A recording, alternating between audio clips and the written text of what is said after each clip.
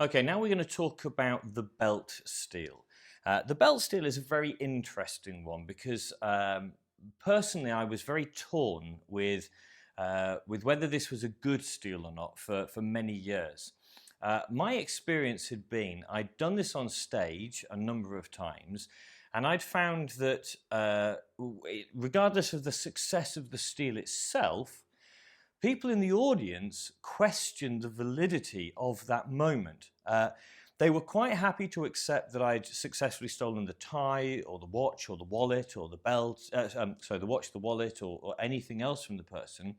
But for some reason, the moment that the belt came off, people would feed back to me afterwards the question, oh, that was a stooge, yes? So the assumption was that there was something too impossible about the belt.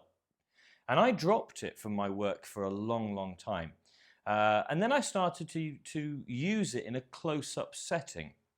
And the story was I was working for Channel 5 in the UK, and we were putting together a pilot thing for something that never happened. 90% of pilots don't get off the ground, and this was by happenstance one of them.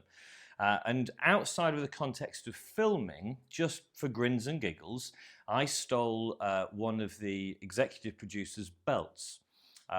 I hadn't expected it to be a success. It was just more of a bit of fun, but it worked really well. But the response was fascinating because we were in a much more intimate, close-up environment, and he was surrounded by his friends and peers.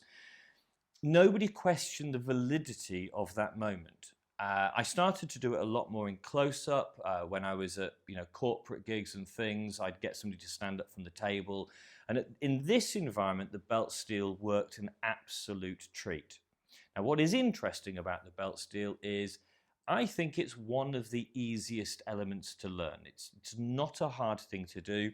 It's more about boldness and confidence and just being willing to get on and do it and not really worrying too much about whether you think they felt something or didn't feel something. Because if you get on and do it, I would say, plucking a figure out of air 9 times out of 10, it works a treat. It works perfectly. So I'll show you the method that I use to steal the belt. It's the one that I found is the most direct and the easiest to do. There are a couple of things to remember before we get started, and we'll cover these now. First and foremost, the kind of belt that we're stealing is the one that is identical to the leather watch strap. It's the belt buckle, the standard leather or plastic belt itself. So where you have the end of the belt is usually over here on the left-hand side. You have a standard loop-through belt buckle, which is then just fed around the eyes in the trousers. We're looking for a belt, but most importantly, we're looking for a belt that will slide through the buckles. So what we don't want is a belt that's so thick that there's no room to move around the trouser. Ideally, suit trousers work best because the fabric tends to be quite smooth. Jeans, sometimes the loops are small and the size of the belt means that when you take your belt off or put your belt on, if it's really hard to come on and come off, stealing it is going to be nigh on impossible. You want something that once the belt is undone, if you held onto one end and just pulled, it would strip out very, very easily. So you're looking for a smooth belt, nice room in the loops, and ideally trousers that aren't going to cause a lot of friction, something that's going to smoothly flow along. Now, you've got jeans on at the moment, but they're actually quite nice brushed cotton jeans, which means that the belt should, in theory, slide out quite easily. So let's look at the basic technique. So first of all, we need to get this belt out of these first few loops. And the easiest method to do is to simply place my finger on the end of the belt here, and by keeping contact with the flat of my hand across the front, I just draw the whole thing back. And as soon as I come a little way, you see the loop is created. My hand itself then continues to draw the whole thing out. So let me thread that back through. And just to show you in context of how smooth and quick that is, it's a very quick action. The cover for placing my hand here in the first place, because we are clearly in a sensitive area, would be to ask the person to maybe take a step back or a step forward. And as they do so, obviously there is eye contact as I'm asking him to do something, and as he moves back, I run my hand along. And there's very little to feel, there's very little sensation. So as soon as it comes here, notice that once it's run back, I'm going to stop my fingers at this point of the belt. I'm not going to come all the way back because I don't want to be reaching forward again. So as soon as it comes back, I leave my hand here.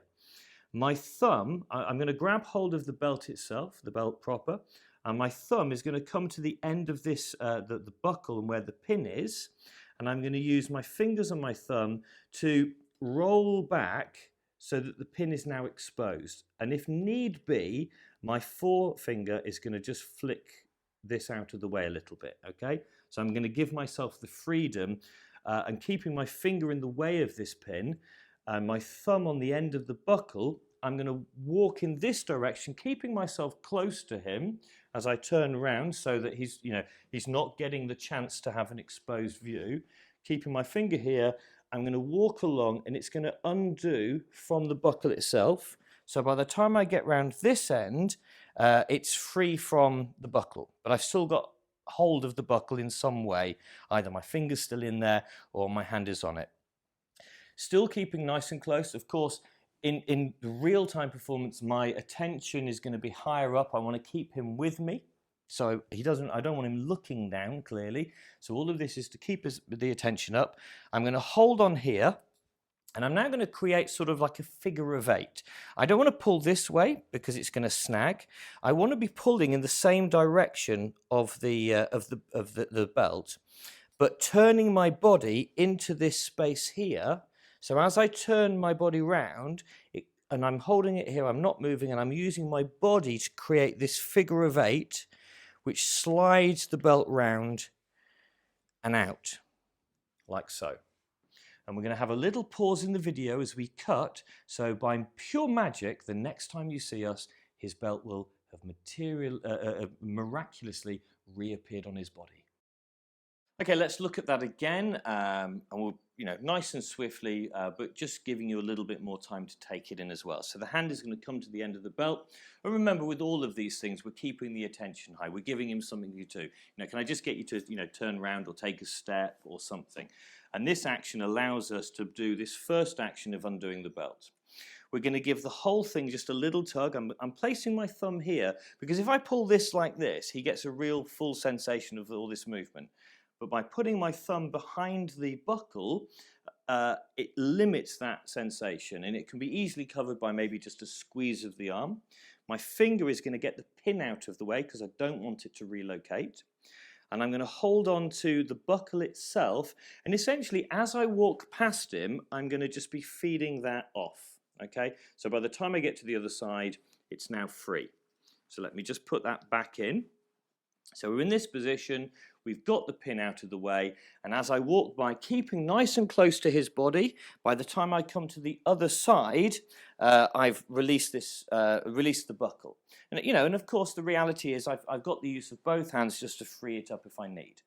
Once we have it here, just by holding onto the buckle, we're going to be feeding the belt out like so, but we're going to be covering this by me doing a sort of like a figure of 8, holding onto it, keeping nice and close, keeping my body against his, so that any sensation of the belt is covered by the physical act of my body rubbing against his. By the time I come to the other side, the belt is off. I'm going to ask you to slip that back on as quick as you possibly can, because I'll now do that at full speed for you, so you can see the context of the whole thing in play. And remember, like everything else with this, we are less worried about the physical techniques of all of these steals. It's all about where the attention is. The real key to pickpocketing is having your relaxed frame which draws his attention and choosing where he's looking and where he's perceiving. So I'm going to get you to move forward just to start with. So in context of the routine, it would be, maybe I've stolen a few other things, I've given a few things back, we've interacted, we've built up this sense of rapport. He's comfortable with me in his personal space. We've got rid of all of those issues, and I'm just going to ask you just to take a little step back for me. Let me come around here. Now, with all of that movement, it's done. A very quick steal. And what's lovely about this is if I've already got something of his, maybe if I've held something back like a mobile phone or some keys or a wallet, this whole thing, as soon as it's done, could be the moment that I bring out the phone. And while I'm not saying it directly, I'm suggesting that this whole movement was to get this item. So even if he was aware of something going on, his assumption may well be led to believe it's to do with the thing I'm revealing at this stage. Worst case scenario in this is that he knows I've just taken his belt, but the speed that I took it is ironically entertaining anyway. Even if he thinks I felt you do that, and even if the people watching think, oh well, he clearly knew, there is still an element of that I just took his belt off in 5 seconds. And he when he takes his belt off at night takes longer than that on his own, and he's doing it himself, with both hands. So there really is a kind of a no-lose situation to this, but in my experience, the vast majority of occasions, the person will have no idea that this is what you were doing, and the reveal of this belt at whatever point you want to is a very strong one. Now, there is an aspect, I'll give you that to hold, thank you. There is an aspect of this that some people think, well, if you take somebody's belt off, won't their trousers fall down? And the truth of the matter is, no, not really. You'd have to have a ridiculously large pair of trousers for them to fall down just because you took the belt off. That's the kind of thing that you see on comedy shows, back in the 1940s. It's very unlikely that their trousers are actually going to come off them. Most people wear belts just to kind of tighten the last little bit up, just to make them a bit more comfortable. But the steel itself is a nice smooth one. It's really just this action that you need to worry about. Slide it back, undo the little pin. You've got a little dance around them as you slide the bolts out of the buckle, and then your final turn, and the whole thing is done. And at full speed, as you saw, you're really talking about this is the amount of time that it takes for a belt to come off. It's a little dance around their space. It's a fun thing to witness. It's an incredibly fun thing to do, and I suggest that you take the first opportunity you have to steal somebody's belt.